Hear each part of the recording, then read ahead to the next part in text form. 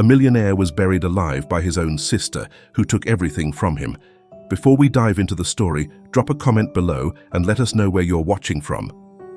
Have you ever imagined waking up in complete darkness? No light, no sound, nothing but the frantic pounding of your own heart in your chest.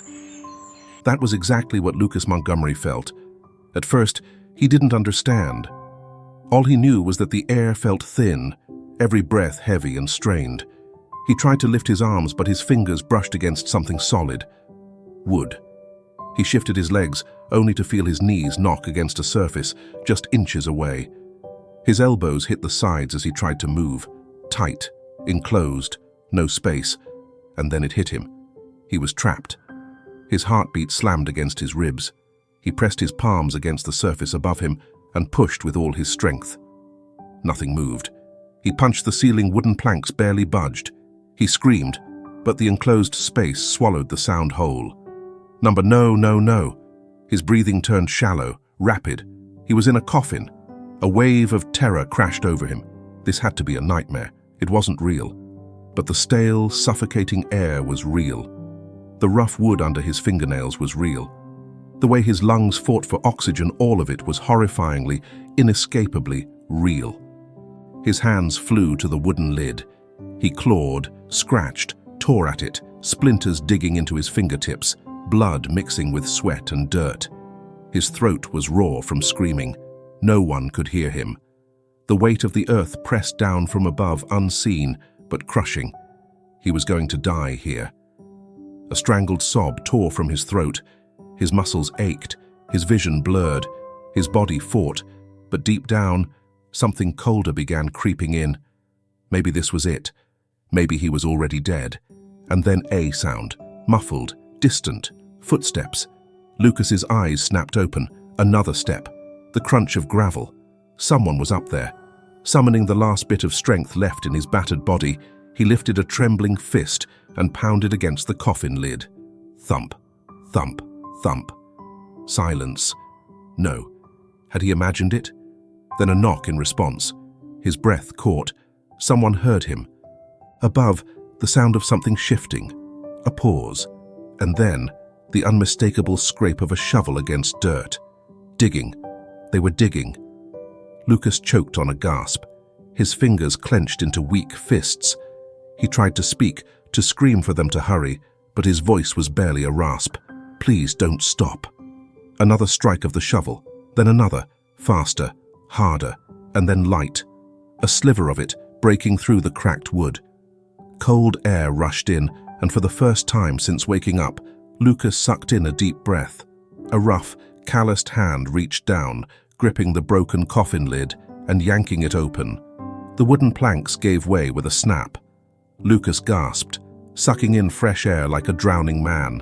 His vision swam, his chest heaving as he tried to take in what was happening.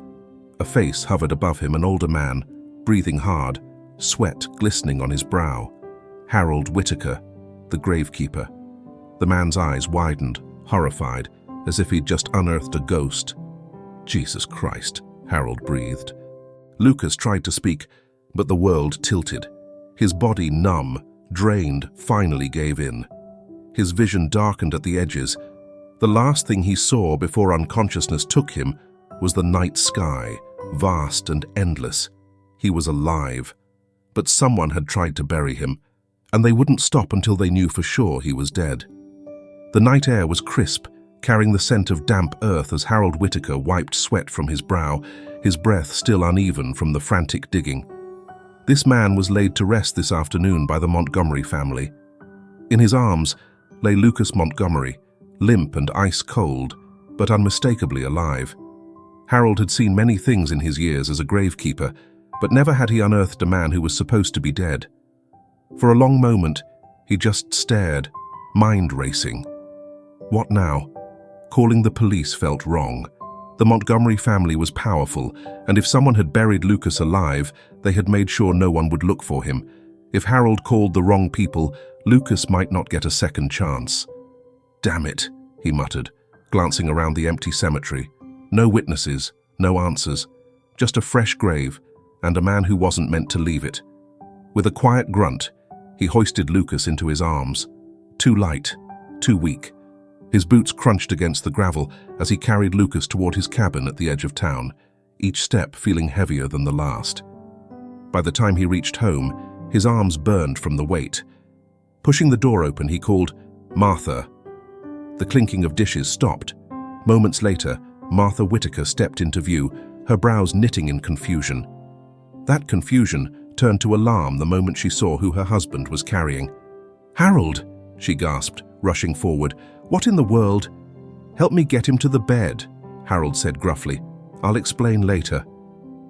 Martha, used to her husband's stubborn ways, didn't ask questions. Together, they carefully lowered Lucas onto the bed, tucking a thick quilt over his shivering frame. She pressed a hand to his forehead, then his wrist. "He's freezing," she murmured, worry creeping into her voice. "But he's alive," Harold exhaled. "Yeah," he said hoarsely. "That's what scares me." Martha turned to him, eyes sharp. "Harold, who is he?" Harold hesitated, then met her gaze. "He was in a grave, Martha. A fresh one." Martha's lips parted, but no words came. She looked at Lucas, his dirt-streaked hands, his ragged nails that had clawed for survival. A chill passed through her. "Harold, are you telling me this man was buried alive?" Harold swallowed hard. "I don't know who put him there," he said grimly, looking at the evidence of Lucas's fight. "But it seems they never wanted him to live." Lucas drifted between consciousness and darkness, his body heavy, his mind lost in a thick haze. Something felt off. His senses stirred before his eyes did the faint crackling of a fire, the warmth of thick blankets, the scent of damp wood, herbal medicine, and something oddly familiar yet strange. When his eyelids finally fluttered open, a dim glow greeted him. The room was small, rustic, bathed in the flickering light of candles placed along wooden shelves. Shadows stretched across the aged wooden walls, dancing with the movement of the flames. It was warm, safe, even, but foreign. Where am I? He shifted under the weight of the quilt, his muscles aching with every small movement. His throat was unbearably dry, his body drained of all strength. He tried to push himself up, but even that felt like an impossible task. The sound of soft footsteps reached his ears. A woman older, her silver-streaked hair pulled into a loose bun, stepped into view, her expression gentle yet watchful. She carried a steaming cup in her hands, the scent of earthy herbs filling the air. "You're awake," she said, relief in her voice. Lucas swallowed, his throat burning. He parted his lips, but no words came. The woman Martha Whitaker, though he did not yet know her name, seemed to understand and moved closer, offering the cup. "Here, drink this. It'll help." His fingers trembled as he reached for it, the warmth of the ceramic grounding him. He took a cautious sip. Bitter, sharp. The taste sent a shiver through him, stirring something buried deep in his memory, a different drink, something that had burned as it slid down his throat, a faint smile from someone across the table before the world went dark. The thought vanished before he could fully grasp it. Martha sat beside the bed, watching him closely. "You've been through a lot," she said, her voice soft but knowing. "My husband, Harold, found you, brought you here." Lucas blinked. Harold. The name stirred something. He could vaguely recall hands rough with labor, dirt clinging to skin, the frantic sound of digging, the rush of cold air as light pierced through the coffin lid. A shiver ran down his spine. "Where am I?" he rasped. "Our home," Martha answered simply. "You were in bad shape. You needed rest." Lucas exhaled slowly, trying to make sense of the fragments in his mind. He shifted again, and a dull ache pulsed in his wrist. Frowning, he glanced down a bruise, deep and dark, wrapped around his skin. He flexed his fingers slowly. Someone had grabbed him, hard, dragged him. The realization sent an uneasy chill through him. His body had been moved against his will. His breath hitched. His other hand instinctively reached for his throat, dry, too dry, and then a flash of memory. the taste of something bitter, the way it coated his tongue before everything faded to black. His stomach clenched.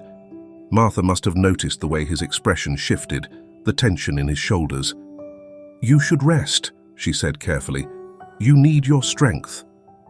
Before he could respond, a creak of floorboards made them both turn. A man, Harold Whitaker, stood in the doorway, his face lined with years of work and worry. His grey-blue eyes settled on Lucas with something unreadable. Martha stood, stepping aside as Harold moved closer. He studied Lucas for a long moment, as if trying to decide whether he was truly looking at a man or a ghost. Then, his voice, rough and steady, broke the silence. "Your grave was fresh." The words settled in the air like a weight. Lucas's fingers curled into the quilt. The room suddenly felt smaller. Harold exhaled, shaking his head slightly. "I don't know how long you were down there, but whoever put you in that ground..." He met Lucas's gaze again, this time with something close to regret. "They wanted to make sure you weren't coming back." A cold prickle spread down Lucas's spine. Martha reached for the mirror on the wooden dresser nearby. When she handed it to him, Lucas took it without thinking. He wasn't prepared for what he saw. A pale, gaunt face stared back at him. Sunken eyes, sharp cheekbones, lips cracked, skin still smudged with dirt. His hair was disheveled, the remnants of soil clinging to the strands. His breathing hitched as he stared at the stranger in the glass. A dead man. His reflection trembled in his grip. Martha's voice was quiet. "Do you remember your name?" Lucas swallowed. His reflection, this hollow version of himself, stared back at him. And yet, buried beneath the fear, something surfaced. "Lucas," he murmured. "Lucas Montgomery." The name settled on his tongue, familiar and yet foreign. It felt right, but everything else felt wrong. Harold shifted, his gaze thoughtful but grim. "Lucas Montgomery," he repeated. "I've heard that name before." Lucas's throat tightened. Harold didn't say anything else. He didn't need to. The look in his eyes said enough. Lucas may have crawled out of the grave, but someone had put him there, and they had meant for him to stay buried. His breathing slowed as his gaze drifted down. His hands, still weak, rested atop the quilt. He flexed his fingers slightly, and that's when he saw it. Underneath his ragged nails, clinging in dry, stubborn streaks, was dirt. His stomach twisted. He had clawed his way to the surface. He had fought to live. Lucas sat in silence, staring at the dirt still clinging beneath his fingernails. His mind felt like a broken mirror, fragments of images, voices, and emotions scattered across his memory, none of them fitting together completely. But something was shifting. Something was coming back. The quilt draped over his shoulders felt heavy, the warmth of the fire flickering in the hearth, doing little to chase away the cold coiling in his gut. Across the room, Harold sat in his worn-out chair, his rough hands resting on his knees, watching Lucas with the cautious eyes of a man who had seen too much. Martha had stepped away, giving them space, sensing that whatever was about to be said wasn't meant for gentle company. Lucas rubbed his temples, trying to push through the fog clouding his thoughts. Then, like a sudden crack of lightning, a memory struck him. A dinner party, grand chandeliers casting golden light across a long mahogany table, crystal glasses clinking in toasts, laughter that was just a little too rehearsed. He could hear it now, the hum of voices, the murmurs of admiration and envy, the weight of too many eyes on him. And then her, Victoria Montgomery. His sister's smile had been too wide, her tone too sweet. She had raised her glass toward him, her eyes sharp, assessing. Lucas had returned the gesture, lifting his own glass, a deep red wine swirling inside. A sip, a bitter aftertaste, a sudden heaviness in his limbs, darkness swallowing him whole. His breath hitched, and his grip tightened around the blanket. The room around him felt distant, almost unreal. The memory was clear, too vivid to ignore. The wine, the bitterness. Victoria smiling just before everything faded. Harold must have noticed the shift in Lucas's expression because he exhaled deeply, rubbing his hands together as if preparing for something unpleasant. "I don't know how much you remember, son," he said slowly, "but you need to hear this." Lucas forced himself to focus. "Tell me." Harold leaned forward, elbows resting on his knees. 2 weeks ago, the papers ran a story. He paused, meeting Lucas's gaze. Lucas Montgomery was declared dead. Lucas blinked. 2 weeks. The words felt surreal, detached from reality. Harold continued, his voice steady. "Your family made the announcement, said you passed suddenly. Victoria Montgomery took over everything. The company, the assets, hell, even the charity foundations you ran. She didn't waste time." Lucas's stomach churned, his sister, his own blood. "No," he whispered, shaking his head. "That doesn't make sense." "She made it make sense," Harold said. "No body, no real details, just a tragic passing and a smooth transition of power." Lucas let out a breath that felt too shaky. Could it be true? Could Victoria have no? His mind drifted backward, deeper into their past. Victoria had always been brilliant, always composed. Their father had admired her sharp mind, her calculated decisions.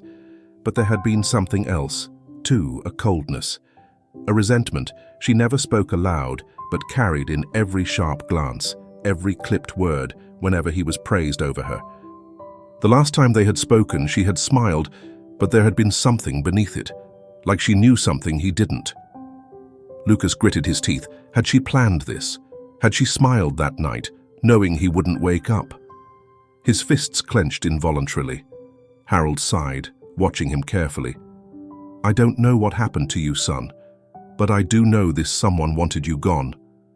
Permanently." Lucas's breath came slower now, controlled. The shock was fading, replaced by something harder, colder. He couldn't stay here. He couldn't sit in this cabin, wrapped in blankets, while Victoria sat in his chair, ran his company, lived the life she had stolen from him. He needed proof. He needed to go back. His pulse thrummed with purpose, with a decision that left no room for hesitation. He was going to uncover the truth. He was going to make her face him. But as he reached this realization, as he made his choice, a deep unease crept into his chest. Somewhere, someone else already knew he was alive. Victoria Montgomery sat in her office, the dim city lights casting long shadows across the polished mahogany desk. The silence of the room was broken by the sharp ring of her private line. She answered, her voice cool and composed, but the moment the words came through the receiver, "Lucas Montgomery's grave has been disturbed." Her breath stilled, her grip on the phone tightening. The news settled over her like a cold wave, but she didn't let it show. Instead, she straightened, pressing the phone closer to her ear. "Are you sure?" she asked, her voice measured, controlled. The response was immediate, nervous. "We checked it ourselves. The coffin was empty." Victoria's nails tapped against the desk, in an uncharacteristic display of irritation, her mind already calculating, adjusting. He should be dead. There should have been no way out. Yet here they were. A slow exhale left her lips before she finally gave the only order that mattered. Find him, and this time, don't fail. She ended the call, placing the phone down carefully, her expression betraying nothing. But beneath the surface, something cold and sharp twisted inside her.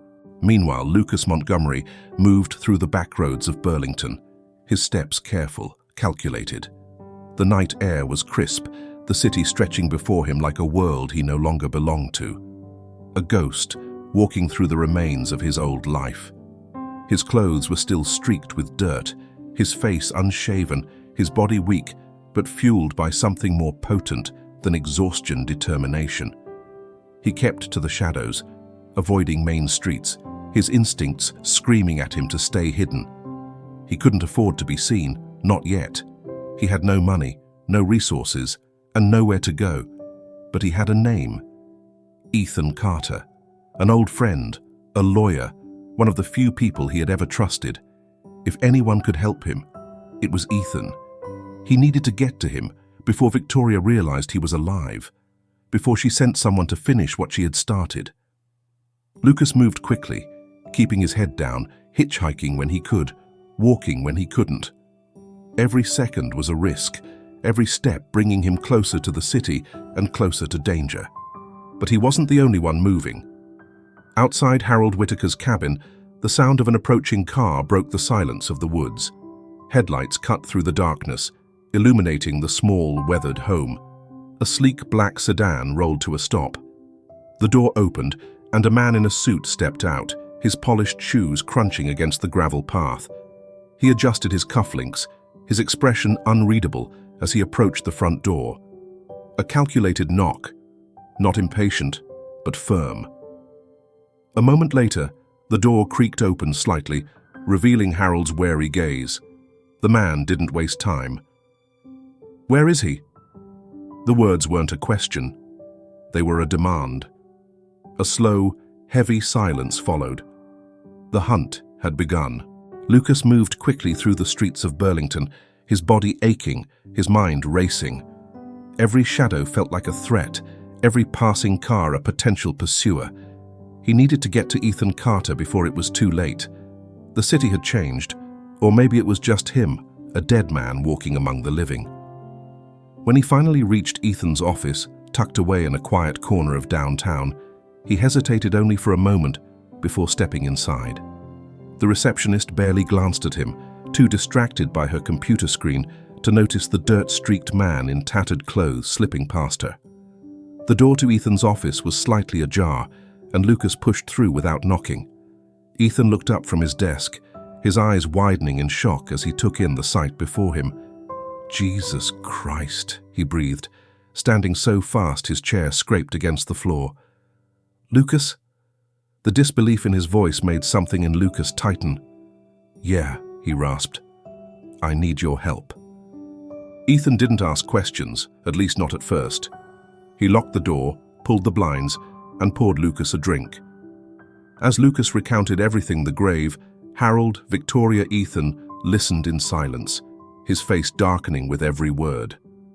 When Lucas finished, Ethan exhaled slowly, rubbing a hand over his face. "I knew something was off," he muttered. "Victoria's takeover. Everything happened too fast. No investigation, no will, just a seamless transition. I tried looking into it, but the paperwork was airtight. Or so I thought." He turned to his desk, pulling out a folder from a locked drawer. "These are the records I managed to dig up." Lucas took the folder, his hands still unsteady. He flipped through the pages, his breath catching as he saw the numbers Victoria had forged financial records, funneled money through shell companies, buried the truth under layers of deception. But the real blow came with the final document, his father's will, or rather, the absence of it. "It's missing," Ethan confirmed. "Legally, everything defaulted to Victoria because no will was ever presented." Lucas clenched his jaw. She had erased him. Not just his life, but his legacy. His father had always intended for them to share the company, but Victoria had made sure that would never happen. Anger surged through him, burning away the exhaustion. "I need to go to the police," he said, pushing back from the desk. Ethan hesitated, something unreadable passing through his eyes. "Lucas, are you sure?" "I don't have a choice," Lucas said firmly. "I need to clear my name." Ethan sighed but nodded. "I'll go with you." They left through the back entrance, taking Ethan's car to the nearest police station. Lucas kept his head down, every nerve on edge. When they arrived, a uniformed officer met them at the front desk. "I need to report a crime," Lucas said, keeping his voice steady.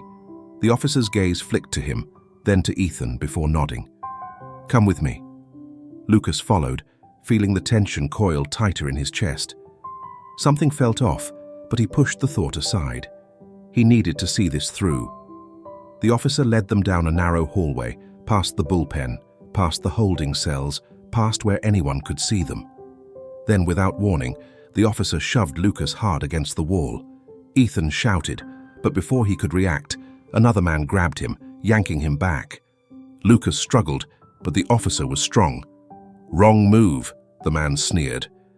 Before Lucas could reply, a sharp pain exploded at the base of his skull. The world tilted, darkened, blurred. When he came to, the air was thick with the scent of leather and cologne. The world swayed, and it took him a second to realize he was in the back of a moving SUV. His wrists were bound, his head pounding. Pain exploded through Lucas's body as the SUV jostled over a pothole, his wrists still bound, his head still throbbing from the earlier blow. The gunman watched him in silence, the barrel steady, the weight of the moment suffocating. Lucas's pulse pounded, his mind working furiously. He had made it out of the grave, out of the woods, out of Burlington. He wasn't going to let it end here. The vehicle hit another rough patch in the road, the impact jolting him just enough to shift his weight. He took a slow breath, tensing his legs, waiting for the right moment. The driver cursed as the car swerved slightly, and in that split second of distraction, Lucas kicked with everything he had. The gunman lurched forward as Lucas's foot connected with his wrist, the weapon clattering to the floorboard. Lucas didn't hesitate. He twisted, bringing his knees up, and drove his shoulder into the man's chest, sending him sprawling against the side of the vehicle. The commotion threw the driver off, and Lucas seized his chance. He lashed out with his bound hands, throwing his weight against the door handle. It didn't budge. Another sharp turn, another pothole. Lucas slammed his boot against the trunk latch, once, twice, and then it gave way. Cold air rushed in as the trunk door flung open, the blaring headlights of the road behind him illuminating the escape route he had no choice but to take. His body moved before his mind could protest. He twisted, pushing himself off the ledge, and threw himself into the night. The impact was immediate and brutal. The pavement tore through his clothes, burning into his skin as he tumbled across the asphalt, rolling uncontrollably until he hit the damp grass lining the side of the road. Pain shot through his ribs, his vision blurred, but he was alive. The SUV's tires screeched as it swerved, its brake lights flashing red in the darkness. Lucas forced himself up, his body screaming in protest. He had seconds, maybe less. He stumbled forward, using the pain to fuel him, forcing his legs to move. The vehicle's doors swung open. Shouts rang out. He ran. He didn't know how far or how fast, only that stopping meant death. The trees swallowed him whole as he darted into the woods, his breath ragged, his heart hammering. The sound of footsteps followed, but the night worked in his favor. By the time they realized he was gone, he was already too deep into the shadows. It took hours, maybe longer, before he found the safe house.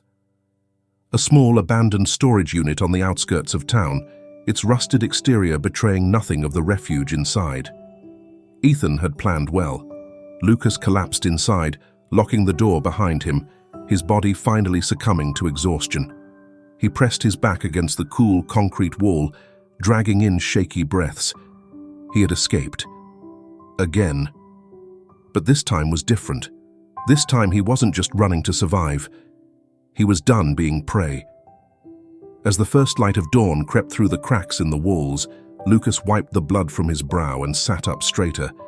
Victoria had buried him alive, stolen everything from him, and now she had tried to erase him again. But she had made one mistake: she had left him breathing. That was enough. He wouldn't wait for her next move. He wouldn't be a ghost in his own story. He would bring her empire to the ground. The hunt wasn't over. It had just begun. Lucas spent the next day in the safe house, tending to his wounds, his mind racing through every possible move Victoria would make. She would double down now, send more people, ensure there were no loose ends. But she had already lost her chance to kill him. Ethan arrived just before nightfall, his expression grim, his hands gripping a manila folder like it held the answer to everything. "I found something," he said, closing the door behind him. Lucas sat up, ignoring the ache in his ribs, as Ethan laid the folder down on the makeshift table. "There's a vault," Ethan continued, "in the old Montgomery estate. Your father had a private study, and according to what I dug up, he kept more than just financial records in there." Lucas frowned, flipping through the documents. His father had been a meticulous man, always keeping records of everything, always a step ahead even of his own children. If Victoria had gone to the lengths of erasing his will, then there was a good chance his father had anticipated it. Lucas inhaled sharply. This was it, the final piece. By midnight, he was standing outside the Montgomery estate, hidden in the shadows, staring at the house that was once his home. The towering structure loomed in the moonlight, the vast windows dark, silent, but the ghosts of the past still lived within these walls. Moving swiftly, he bypassed the security cameras, slipping through the garden entrance. Every step inside was like stepping into another life, a life that should have still been his. He moved through the hallways like a phantom, avoiding creaking floorboards, every sound heightened. The study door was locked, but Lucas had expected that. He reached into his pocket, pulling out the small lock-picking set Ethan had given him. His hands were steady, fueled by purpose. Within moments, the door clicked open. Inside, the room was untouched, almost exactly how their father had left it, the scent of aged books and polished wood still lingering. Lucas's eyes locked onto the massive bookshelf, the one that had always held more secrets than stories. He moved quickly, pressing against the panel in the corner, just as he remembered. A hidden safe. The combination came to him instinctively, buried deep in his memories, a childhood lesson in trust. He turned the dial, his breath hitching as the lock gave way. The door swung open. Inside, neatly stacked, were two things that changed everything. The original will. His father's true wishes, splitting the company equally between him and Victoria. Proof that she had forged the documents. And beside it, a leather-bound journal. Lucas picked it up carefully, flipping through the worn pages, his father's familiar handwriting filling every line. But as he read, his blood ran cold. His father had known. The entries dated back years, suspicions woven between business notes. Victoria is brilliant but ruthless. She believes she deserves it all. If anything happens to me or Lucas, it will be her doing. A slow, bitter realization settled over him. Their father had seen this coming, yet he had still underestimated Victoria, just as Lucas had. A soft click echoed in the silence. Lucas froze. He turned slowly, his heartbeat thudding in his ears. Victoria stood in the doorway, clad in black, her expression calm, calculated, her lips curling into a smirk as she raised a gun. "You should have stayed dead, brother." Lucas didn't flinch. The cold metal of the gun aimed at his chest, the chilling certainty in Victoria's eyes, none of it shook him. He had come too far, survived too much to let her dictate how this ended. Instead, he slowly straightened, the weight of the journal still in his grasp, his other hand casually brushing the inside of his jacket, where a small, blinking red light nestled against his lapel. The camera was live. "It's over, Victoria," he said evenly, watching the flicker of annoyance cross her face. "I have everything. The original will. Dad's journal. It's enough to bring you down." She tilted her head, unimpressed, her grip on the gun steady. "You think a couple of old papers mean anything? No one will believe you." Lucas exhaled, shaking his head. "I don't need them to believe me," he said simply, taking a slow step forward. "I just need them to believe you." A sharp laugh escaped Victoria's lips, but something in her eyes darkened. "You always were naive, Lucas," she murmured, her voice almost pitying. "You don't have the stomach for this game. That's why you lost." Lucas felt the weight of her words, the years of manipulation, the quiet way she had always positioned herself as the smartest person in the room. Not this time. He lifted his chin, letting the fire inside him take hold. "You're wrong," he said, and then the sound of sirens cut through the night. Victoria's smirk faltered for the first time. The distant flashing of blue and red lights illuminated the estate's grand windows, the low hum of radios crackling to life as footsteps rushed through the gates. Her fingers twitched around the trigger, her eyes darting toward the door, realization sinking in. Lucas allowed himself a small, grim smile. "You were right about one thing," he said, nodding toward her gun. "I don't have the stomach for your kind of games, so I changed the rules."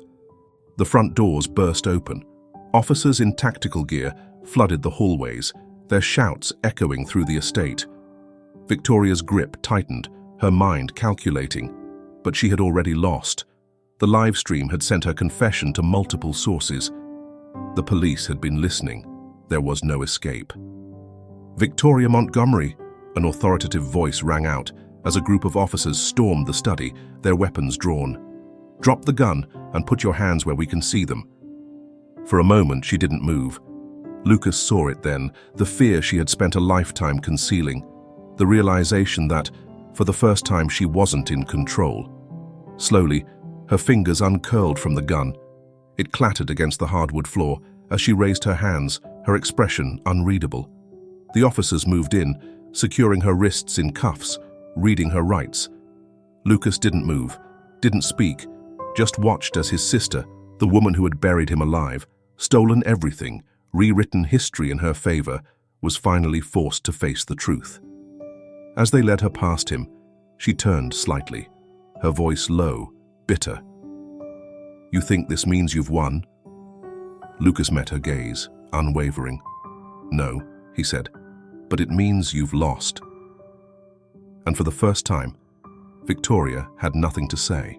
The night was quiet again by the time Lucas stepped out of the Montgomery estate, the cold air settling around him like a weight, finally lifting from his shoulders. The flashing red and blue lights reflected off the polished marble steps, casting sharp shadows against the walls that had once belonged to his family. Victoria was gone now, her wrists bound, her empire crumbling beneath the weight of her own deception. The officers moved methodically through the house, cataloguing the evidence, securing every document that would ensure she never walked free again. But Lucas barely noticed. His mind was elsewhere, drawn back to the night he had clawed his way out of the grave, the suffocating weight of dirt pressing against his chest, the taste of betrayal still bitter on his tongue. He turned slightly, his gaze falling on the family cemetery just beyond the garden, where the headstone still stood, his own name carved into the stone. Slowly, he walked toward it, the crunch of gravel beneath his boots, the only sound in the quiet. The polished granite gleamed under the pale light, the inscription cold and final. Lucas Montgomery, gone too soon. He exhaled, the ghost of a bitter smile crossing his lips. His fingers brushed against the engraved letters, and for the first time, the weight of what had been done to him settled fully. He had died here, or at least the version of him that had trusted too easily, that had believed blood meant loyalty. But that man was gone. The one standing here now was different, stronger, sharper, alive. He whispered, his voice barely audible in the still air. "Not yet." Then, without another glance, he turned away. Morning broke over the city as Lucas walked through the towering glass doors of Montgomery Enterprises, the place that had been stolen from him, the empire his father had built. The lobby was silent as he stepped inside, the familiar scent of polished wood and coffee filling the air. Employees turned, their conversations halting as they caught sight of him, a man they had mourned, a man they believed was gone.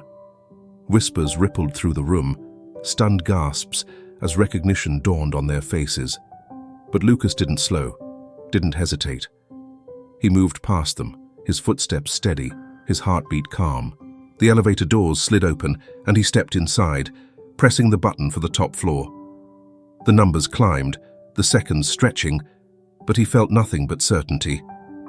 When the doors opened, he walked into the executive office, his office. Sunlight streamed through the floor-to-ceiling windows, casting long streaks of gold across the desk that had once belonged to his father. He stood there for a moment, his reflection staring back at him in the glass, the weight of everything he had endured pressing against him. Then, with slow, deliberate purpose, he took a seat behind the desk. His hands rested against the polished surface, his gaze steady as he looked out over the city. His city. The empire Victoria had tried to steal, the life she had tried to erase, was his once more. He was not the man she had buried. Lucas Montgomery was back. And this time, no one would take it from him.